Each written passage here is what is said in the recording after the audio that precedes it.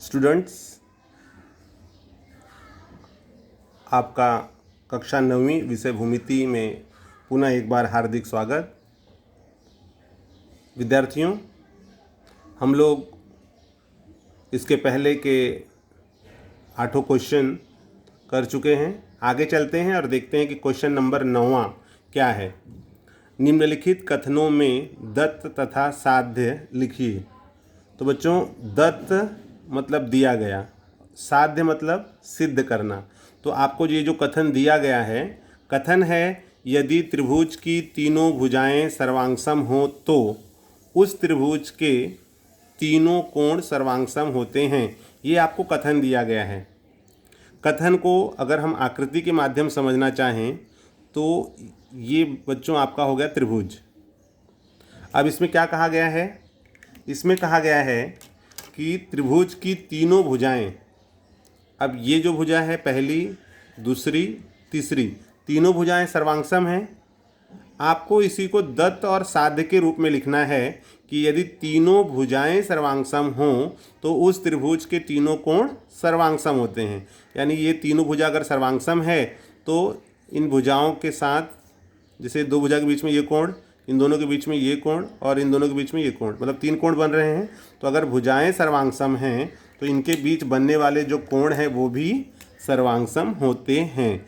ये आपको स्टेटमेंट दिया हुआ है, सिर्फ आपको आकृति से नहीं मतलब है। आकृति जस्ट मैंने समझाने के लिए बताया कि त्रिभुज यदि दिया गया है, उसकी तीनों भुजाएं सर्वांगसम हैं तो उनके तीनों कोण भी सर्वांगसम होंगे। तो इसमें आपको पहचानना है कि दत्त क्या है और सिद्ध क्या करना है। तो अगर आकृति समझोगे तो आकृति में है कि दिया गया है कि तीनों भुजाएं सर्वांगसम, ये दत्त हो गया। और सिद्ध क्या करना है कि उनके तीनों कोण सर्वांगसम होते हैं। तो आपको यहाँ पर शो करना है, दिखाना है कि दत्त क्या होगा। तो दत्त मतलब दिया गया, तो आप लिखोगे दत्त। दत्त क्या है? तो जैसे यदि, तो आप जानते हो यदि से अगर स्टार्ट हो रहा है और ये सेंटेंस आगे तक जाएगा तो देखो यहाँ पर यदि है और यहाँ पर तो है। तो जो यदि से स्टार्ट हुआ और तो के पहले का जितना भी स्टेटमेंट है या जो भी आपको वाक्य दिख रहा है वो हो गया आपका दत्त।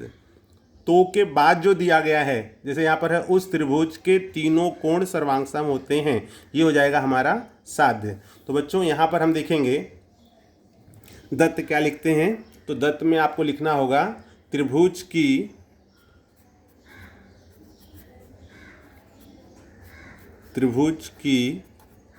क्या, यहाँ पर त्रिभुज की तीनों भुजाएं सर्वांगसम। तो यहाँ आपको लिखना है कि त्रिभुज की तीनों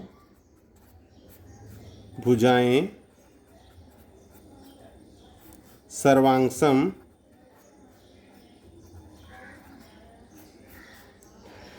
हैं। ठीक है। सिद्ध क्या करना है?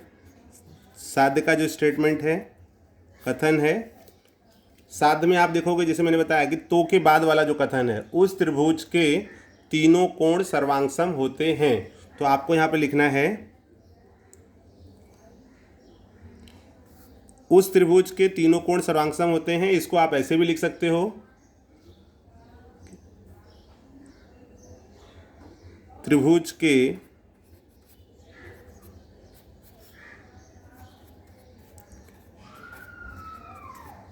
तीनों कोण, त्रिभुज के तो के बाद वाला स्टेटमेंट, उस त्रिभुज के तीनों कोण सर्वांगसम होते हैं। तो उस त्रिभुज न लिख करके हमने लिखा यहाँ पर कि त्रिभुज के तीनों कोण सर्वांगसम होंगे। त्रिभुज के तीनों कोण, क्योंकि वो हमें सिद्ध करना है तो सर्वांगसम होते हैं नहीं लिखेंगे, हम लिखेंगे त्रिभुज के तीनों कोण सर्वांगसम होंगे।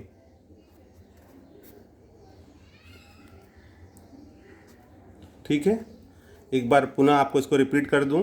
ये आपको कथन दिया हुआ है और इसमें आपको लिखना है दत्त और साध्य। दत्त मतलब दिया गया, तो के पहले का जो कथन होगा, यदि से शुरू होकर तो के पहले का वो दत्त होगा और तो के बाद का जो कथन दिया गया होगा वो साध्य होगा। तो उसको हम इस प्रकार से लिख सकते हैं कि त्रिभुज की, जैसे यहाँ पर है, यदि त्रिभुज की तीनों भुजाएं सर्वांगसम हो तो हो यहाँ तक लिखना है अगर आपको, तो त्रिभुज की तीनों भुजाएं सर्वांगसम हैं, ये दिया गया है कि हैं, और आपको सिद्ध करना है कि त्रिभुज के तीनों कोण सर्वांगसम होंगे।